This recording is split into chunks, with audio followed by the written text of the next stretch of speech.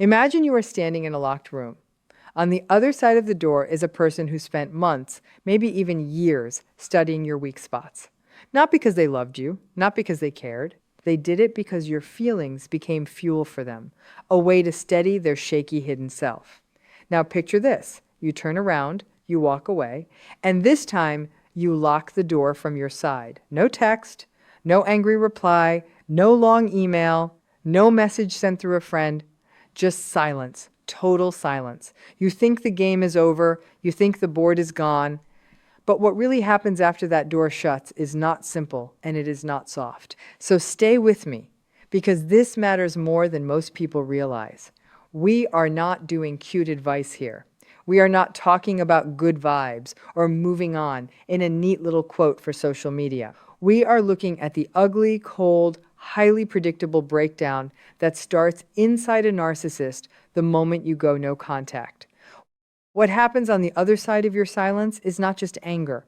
It is not just pride. It is a chain reaction, a survival panic, a collapse that follows patterns so consistent they almost feel mechanical. If you have ever sat there holding your phone, wondering if they miss you, wondering if they feel pain, wondering if they somehow won, do not click away. Over the next few minutes, you need to understand exactly what your silence does, why it shakes them so deeply, and what trap they will likely set next to drag you back in. Because if you do not understand the trap, you can walk right back into it thinking you are being kind, being fair, or just getting closure.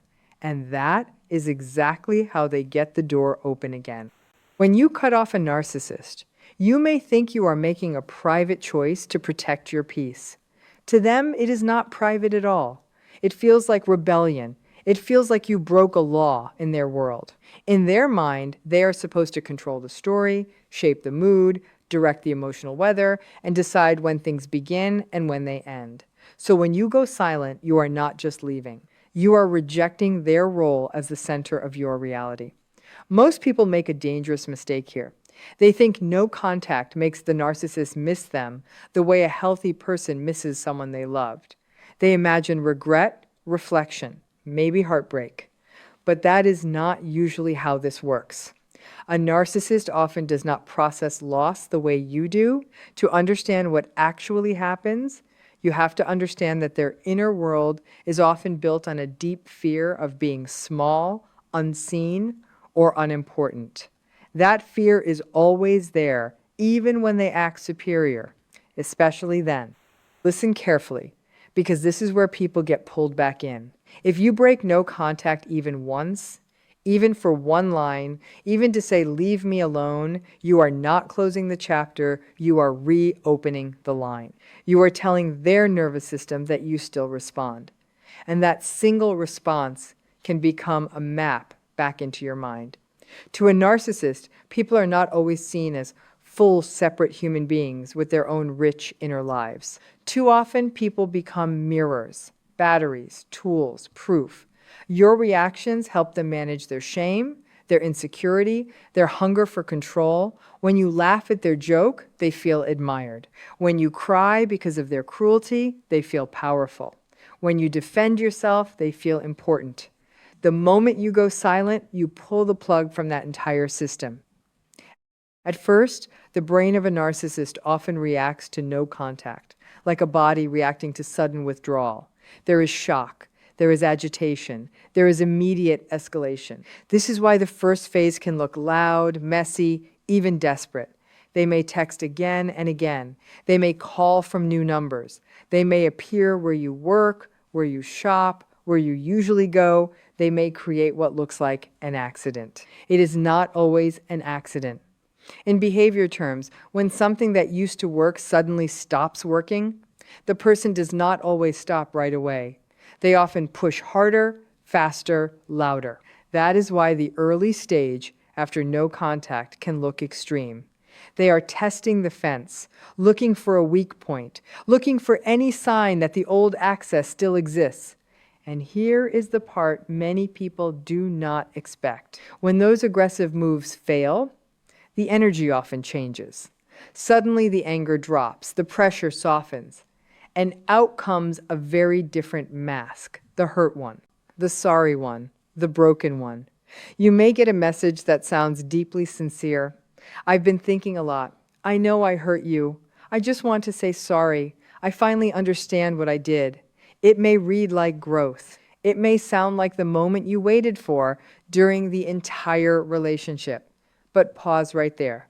Do not confuse emotional language with emotional truth. In many cases, this is not an apology. It is a test, a quiet probe, a way to see if empathy is still the open door. They remember that you care. They remember that guilt moves you. They remember that your heart has been the easiest handle to turn. If you respond, even politely, even with restraint, they learn something critical. They learn that softness still works. And once they learn that, they do not need to force the door. They only need to keep tapping the right spot until you open it yourself. If that softer move fails too, something more painful begins inside them. This is the stage where your silence starts becoming real, and reality is what they often fight hardest to avoid.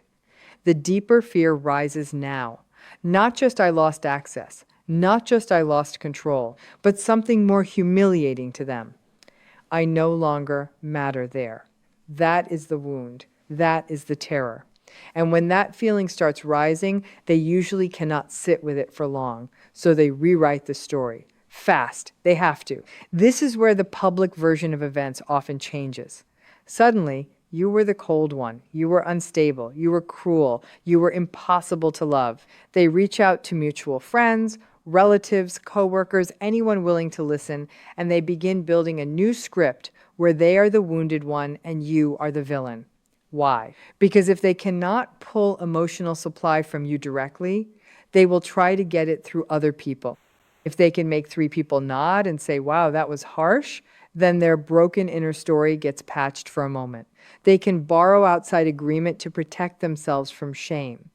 This is why defending yourself in every corner often backfires. I know it feels unfair. I know the lies sting. I know part of you wants to send the full timeline, every screenshot, every detail, every hidden truth. But that reaction still feeds the same system. It proves they can still pull emotion out of you, even from a distance, even through other mouths. Watch this carefully because this is one of the nastiest parts of the game. They may not even need direct contact anymore. They can send pressure through the room around you, through concern, through gossip, through I just thought you should know what they said. And if you rush to clear your name everywhere, you may end up standing in a fight they designed on a stage they built under lights they turned on. Understand why your silence hits so hard? Think of human connection like a loop. Input, reaction, feedback. All people use social feedback to make sense of life. But for a narcissist, this loop is not just helpful. It is often essential. It becomes life support for the false image they depend on. A healthier person can lose approval and still remain themselves. They may hurt, but they do not disappear inside. A narcissist often does not have that same inner stability. Their sense of self can depend heavily on what is reflected back from outside. In simple terms, they need a screen for the picture to appear. You were that screen. Your tears, your patience, your anger, your defense, your forgiveness, even your quiet endurance, all of it gave shape to the role they wanted to believe about themselves. Without your response, the picture flickers in the dark. This is why real no contact can create such intense chaos. Your silence does not feel like a normal boundary to them. It can feel like a blacked out mirror, a dead signal, a sudden drop in the feedback that kept their self-image alive. And when that happens, behavior often becomes disorganized. You may see wildly different messages sent close together. Love, rage, sadness, accusation, fake, calm, emergency, memory, threat, promise, then silence, then another wave. It can look confusing because it is confusing. It is not always a master plan in that moment. Sometimes it is panic spraying in every direction, trying to land on the one thing that still gets a reaction. Their system wants relief. Attention gives relief. Even negative attention gives relief. If they cannot calm themselves on the inside, they try to dump the pressure onto you, making you carry the confusion, the anxiety, the emotional poison. But when you do not respond, the transfer fails. The pressure stays with them. And that is why silence is so disruptive. It leaves them face to face with what they usually push into someone else. Then comes one of the most dangerous turns, because now they stop pushing with force and start pulling with precision. This is the hoovering stage, the part where they try to draw you back in with something softer, smarter, and much harder to detect. By now, they know your emotional history. They know the exact kind of message that can crack your guard. They remember what makes you feel guilty. They remember what makes you want to explain. They remember the words that touch your hope, your loneliness, your urge to rescue, your wish that maybe this time they finally understand. So they build a message that sounds almost perfect, just honest enough, just broken enough, just self-aware enough. They may admit to small faults, the safe ones, the ones that make them look reflective without truly owning the damage. This creates trust. It makes your brain think, maybe this is real. Maybe they've changed. Maybe all the pain meant something. And that is the hook. Not truth, hope. They may use words like accountability, healing, reflection, growth. They may sound more emotionally mature than they ever sounded before. But the structure often gives them away. The message is less about repair and more about access. They are not standing there to surrender power. They are checking whether the gate still opens. And if simple remorse is not enough, they may raise the stakes. Illness, crisis, financial trouble, a family problem, depression, some heavy, sad story that presses directly on your caretaking side. Now your mind shifts. You stop focusing on your safety and start thinking about their pain. That shift is the whole goal. The moment you move from self-protection into rescue mode, the line is open again. And once they confirm that weakness works better than rage, they store that information. They remember it. They use it again.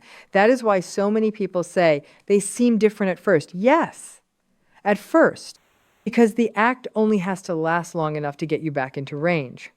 The second full access is restored. The warmth often disappears, the mask drops, and the same cycle starts walking its old circle again.